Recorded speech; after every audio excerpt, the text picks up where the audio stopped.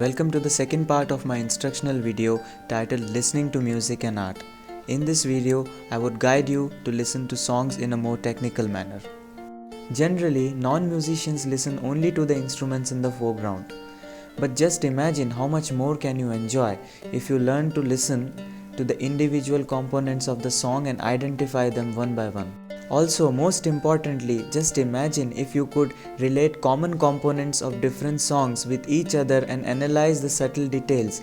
This way, not only can you compare composers and singers in a technical manner, but also you can enjoy and express music, your choices of music, in a much better way. My sing-along version of the song starts with the string and the guitar. String, by the way, string I mean it's a group of violins which are played together. That's the common term used for group violin. It's known as strings. Strings doesn't necessarily mean a guitar or any stringed instrument. It generally means a group violin. So now I play the song on my workstation.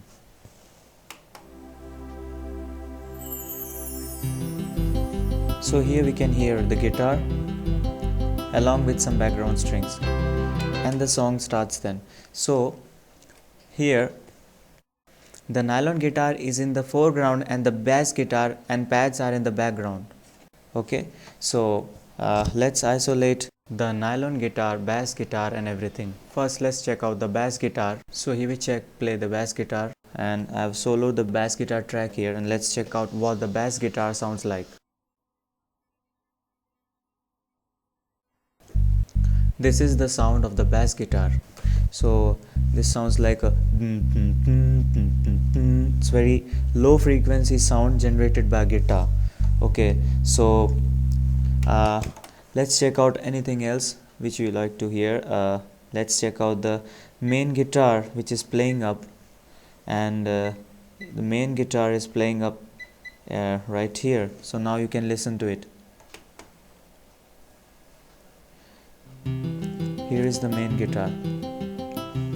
This is a Spanish guitar. This sound selected is a nylon string guitar. This is a kind of very soft kind of sound because this song is a very slow number.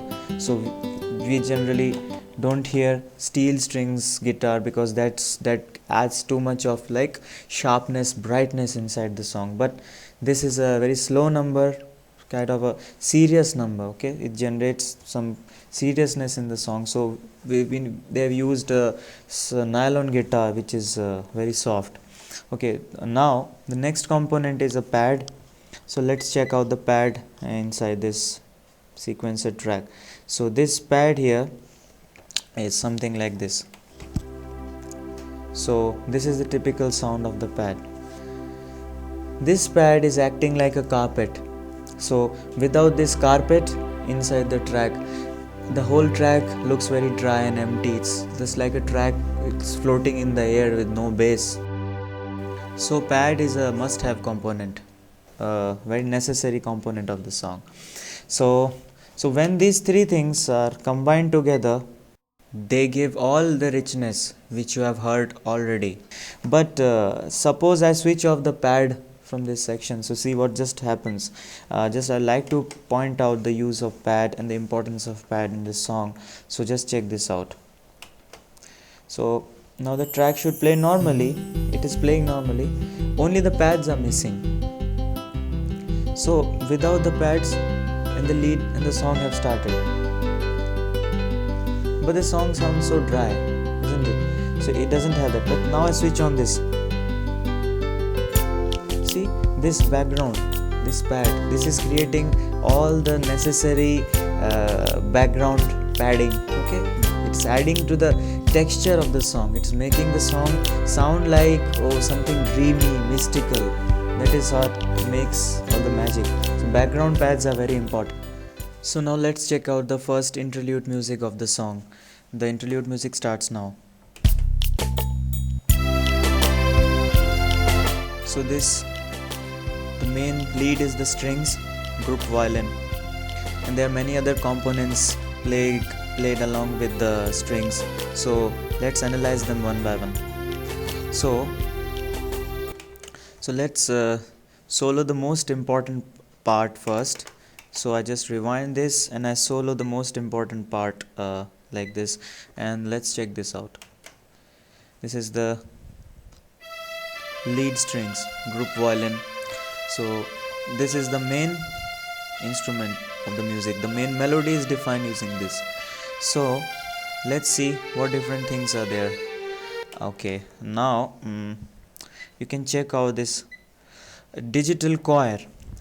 It is a very useful little thing, especially in the age of keyboards and digital equipments, because generally people do not find singers with that much ease to sing with, especially group singers. So digital choir is a good substitute when you don't have live singers.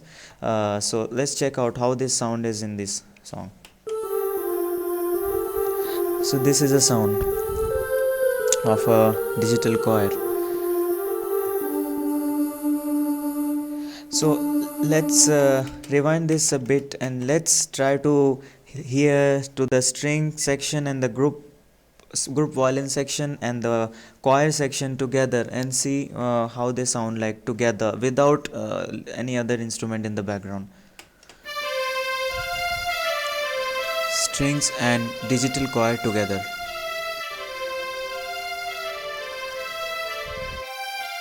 So this is a nice combination which has been used by the music composers. It's a good idea. So now we know group strings and choir always sound very nice.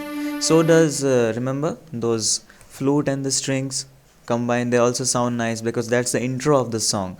Now what is the next component of the song?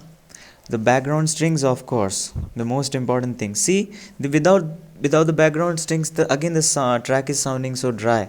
So let's check this. The background string, when it is turned on, it changes the outlook of the song. First I leave it off, then I switch it on.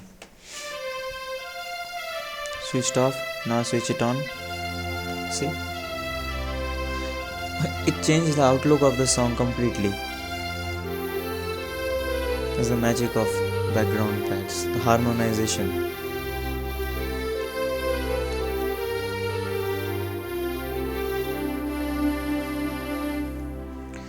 So now we listen to this interlude of the song, and now it's time to check out the first para of the song.